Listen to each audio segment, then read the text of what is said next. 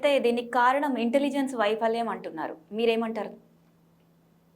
Congress party కానీ కొందరు pseudo secular అని చెప్పుకున్న వాళ్ళకి భారతదేశం మీద ప్రేమ లేదు. భారతదేశం కంటే కూడా భారతదేశాన్ని పరుస్తూ ఇన్ని రోజుల నుంచి ఇప్పుడు దుర్మార్గంగా 26 మందిని మతం అడిగి మీరు హిందువులా ముస్లింలు అడిగి ఎవడన్నా నేను ముస్లిం అని తడబడుతూ చెప్పే ప్రయత్నం చేస్తే కల్మా చదువు చెప్పి కల్మా చదువు, లేకపోతే కల్మా చదవడానికి ప్రయత్నం చేస్తే కూడా వాడు బట్టలు ఇప్పి వీడు హిందువా ముస్లిం అని చెప్పి గుర్తించి వాడిని పాయింట్ బ్లాంక్లో కాల్చినటువంటి వాళ్ళని ఏమన్నారు? దాన్ని కూడా మోడీ గారి ప్రభుత్వం మీద నింద వేసేందుకు ప్రయత్నం చేస్తున్నారు. వాళ్ళందరూ కూడా దుర్మార్గులు. ఆ ఉగ్రవాదులు ఎంత డేంజరో మన భారతదేశంలో ఉంటూ భారత్ తిండి తింటూ ఇక్కడ నీళ్లు తాగుతూ ఇక్కడే ఉంటూ ఈ దేశాన్ని నిందిస్తున్నారు చూడండి, ఈ దేశాన్ని విమర్శిస్తున్నారు చూడండి.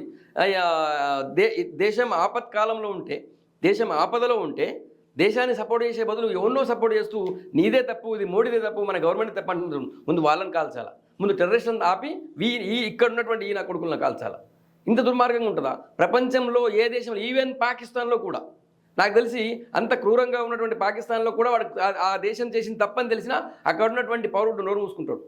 మా దేశంది మనం పరుగు పోతూ మాట్లాడుతుందని చెప్పి. అట్లాంటి దేశం మీద ప్రేమ లేని వాళ్ళు ఇక్కడ కావాలని దేశం మీద వాళ్ళు మాట్లాడుతున్నారు. వాళ్ళని కాల్చిపడేయాలి నిజానికి. అంతా వాళ్ళు సెక్యులర్ పేరుతో సూడో సెక్యులరిస్టులు అందరు కూడా.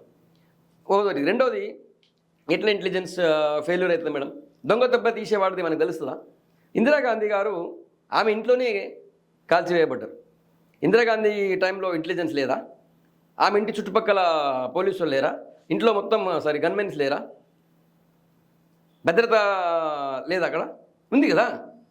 ఆమె ఇంటి చుట్టూ ఎన్నో వలయాల్లో భద్రత ఉంటుంది, ఇంటెలిజెన్స్ ఉంటుంది. ప్రతిరోజు ఇంటెలిజెన్స్ ఆఫీసర్ ఆమెకు రోజు రిపోర్ట్ చేస్తారు కదా. ప్రధానమంత్రికి ప్రతిరోజు రిపోర్ట్ చేస్తారు, ప్రతిరోజు విషయం చెప్తారు కదా.